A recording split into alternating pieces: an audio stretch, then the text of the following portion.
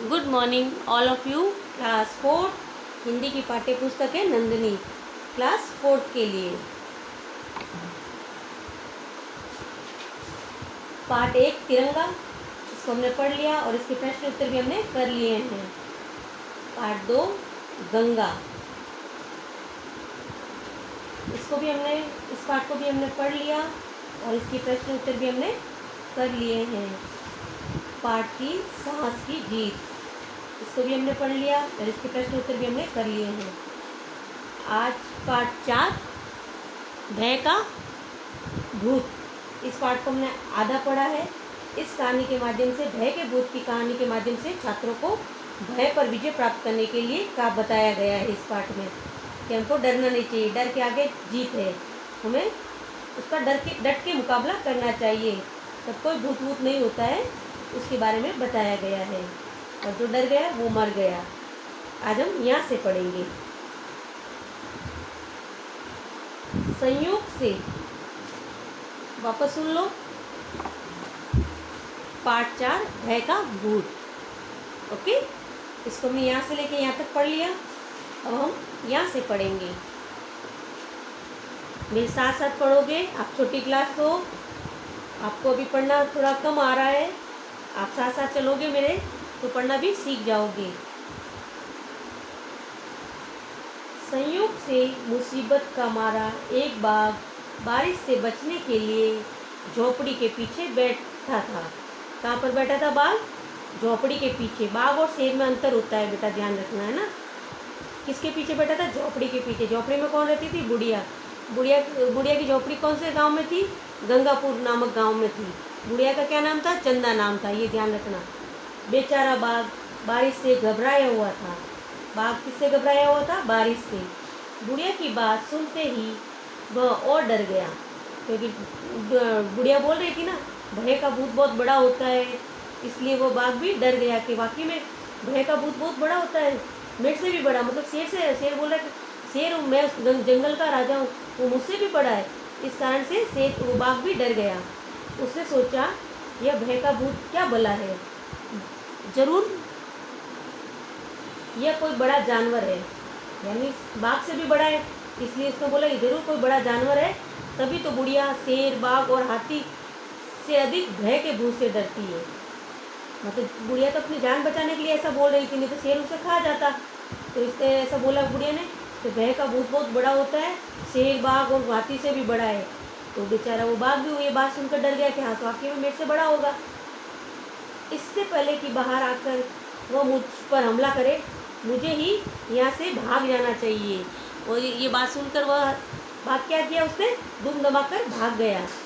बाघ ने सोचा और झटपट वहाँ से दुम दबाकर भाग निकला।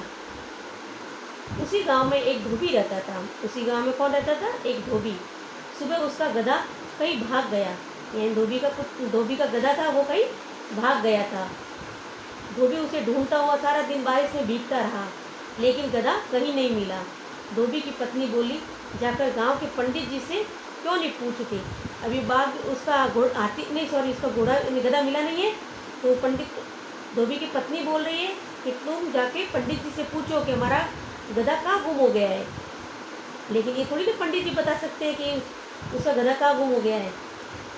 वे बड़े ज्ञानी हैं, आगे पीछे सबके हाल की उन्हें खूब खबर रहती है, मानो उनको पता रहता है। किसको? पंडित जी को। वे अवश्य ही बता देंगे कि हमारा गधा कहाँ है। पत्नी की बात सुनकर धोबी अपना मोटा लठ उठाकर पंडित जी के घर की तरफ चल पड़ा। उसने पर देखा कि पंडित जी के घर में बारिश का पानी भरा है। कोई लीकेज होगा, इसलिए बारिश का पानी घर के अंदर आ गया। पंडित जी एक बर्तन से उस पानी को उलिच कर फेंक रहे थे, मतलब एक बर्तन लेके बर्तन में से पानी को निकाल रहे। जैसे पानी भर जाता है तो हमको डिब्बा या कोई लेके उसको पानी को बाहर फेंकते हैं, उसी तरह पंडित जी भी उस पानी को बाहर फेंक रहे थे। धोबी ने झिझकते हुए पूछा, महाराज मेरा गधा सुबह से नहीं मिल रहा है, जरा पोथी बाँच कर बताइए तो वो कहाँ है। ये बात थोड़ी ना पंडित जी बता सकते हैं। लेकिन धोबी ने झिझकते हुए, मतलब एक शर्माते हुए, डर मतलब यूँ अजीब से, और बोला कि पोथी में जांच कर बताइए या बाँच कर बताइए कि मेरा गधा कहाँ पर है या कहाँ चला गया। सुबह से ही पानी उलिच उलिच कर पंडित जी थक गए थे, यानी घर के अंदर पानी भर गया था, तो उसको निकालते निकालते पंडित जी थक गए थे, पानी को निकालते निकालते। कमर तो मानो टूट चुकी थी। धोबी की बात सुनी तो वे खींच कर बोले, मतलब गुस्से से एकदम यूँ, मेरी पोथी में तेरे गधे का पता ठिकाना लिखा है क्या, जो आ गया पूछने। मतलब उनको गुस्से में आया कि इतना काम कर रहा हूँ, ऊपर से मेरी कमर दर्द कर रही है, और ये ऊपर से, ये धोबी ऊपर से मुझसे पूछ रहा है कि मेरा गधा कहाँ चला गया, मेरे उस पता ठिकाना बताइए मेरे गधे का, जो आ गया पूछने। अरे जाकर ढूंढ उसे किसी जंगल या तालाब में। आज हम यहाँ तक ही पढ़ेंगे, है ना बेटा, यहाँ तक ही पढ़ेंगे।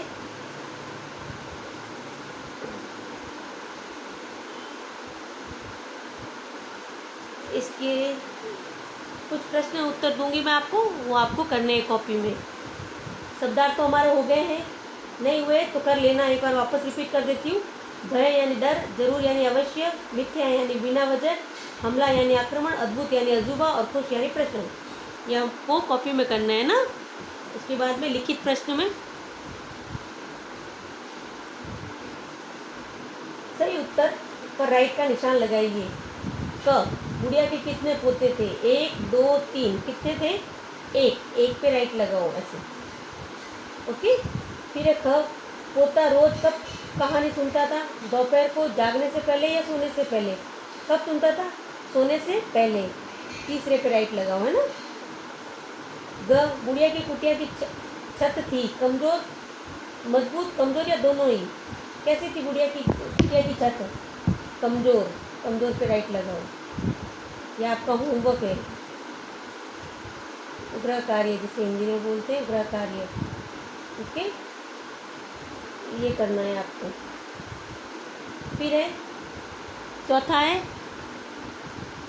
उचित शब्द चुनकर रिक्त स्थानों की पूर्ति कीजिए, यानी खाली जगह है। आपको ये ऑप्शन दे रखे हैं, इनमें से 2 ऑप्शन दे रखे हैं, इनमें से जो सही है वो इसमें लिखना है। तो गांव में छोटी सी खाली जगह में एक बुढ़िया रहती थी, बगिया में या कुटिया में? कहाँ रहती थी? कुटिया में। ख, दादी रोज पोते को नई नई सुनाती थी, कहानियाँ या बात? कहानियाँ। ग, एक दिन मूसलाधार हुई बारिश या धूप? क्या हुई थी? बारिश। Very good. पहली खाली जगह में कुटिया, दूसरी में कहानियाँ, तीसरी में बारिश। फिर घ, धोबी ने बाघ को खाली जगह में बांध दिया, रस्सी या खूंटे? खूंटे। क्या लिखोगे? खूंटे। ण, पोता दादी की खाली जगह में बैठा कहानी सुनने को मचल रहा था, गोद या शहर? क्या आएगा? गोद। अब वापस सुन लो, पहली खाली जगह में कुटिया, दूसरी में कहानियाँ, तीसरी में बारिश, चौथे में खूंटे और पांचवी में गोद। फिर है राइट रॉन्ग, देखो पांचवा, ये भी आपको गृह कार्य होमवर्क है आपका। सही वाक्य पर राइट और गलत वाक्य पर क्रॉस का निशान लगाइए, राइट रॉन्ग, ओके। क, बुढ़िया एक शहर में रहती थी, बुढ़िया एक शहर में रहती थी, राइट या रॉन्ग? बताओ। राइट? नहीं तो रॉन्ग। Very good. क्रॉस का चिन्ह लगाओ, रॉन्ग का, है ना, क्रॉस का। बुढ़िया एक गांव में रहती थी, शहर में नहीं रहती थी, क्रॉस का चिन्ह। फिर एक ख, बुढ़िया की झोपड़ी के पीछे एक बाघ बैठा था, बुढ़िया की झोपड़ी के पीछे एक बाघ बैठा था या हाथी बैठा था या शेर बैठा था? क्या बैठा था? बाघ बैठा था। Very good, right. क्या लगाओगे? राइट का निशान लगाओगे। ये कॉपी में करने हैं आपको। फिर एक ग, धोबी शेर को कान पकड़ कर लाया था, शेर का कान पकड़ कर लाया था, कौन ही होगा? का। धोबी शेर का कान पकड़ कर लाया था, रॉन्ग।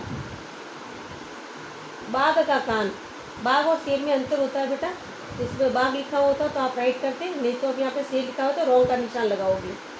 घ, बुढ़िया बहुत बड़े घर में रहती थी, बुढ़िया बहुत बड़े घर में रहती थी, राइट या रॉन्ग बताओ क्या होगा? रॉन्ग। बुढ़िया एक छोटी सी कुटिया में रहती थी, बड़े घर में नहीं रहती थी, रॉन्ग का निशान लगाओ ना, क्रॉस। ड़, बुढ़िया के 5 पोते थे, नहीं, गुड़िया का एक ही पोता था। ये यहाँ भी क्रॉस हो जाएगा ना, रॉन्ग हो जाएगा।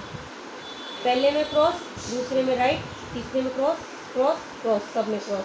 सिर्फ ख में राइट होगा, बाकी सब में क्रॉस या रॉन्ग का निशान लगा हो। ओके, आपको मैंने 3, 4, 5 ये तीनों होमवर्क है आपके। इसको करके कॉपी जब भी नोटिस मिले या मैसेज आए आपके पास, तब आपको कॉपी चेक करवानी है।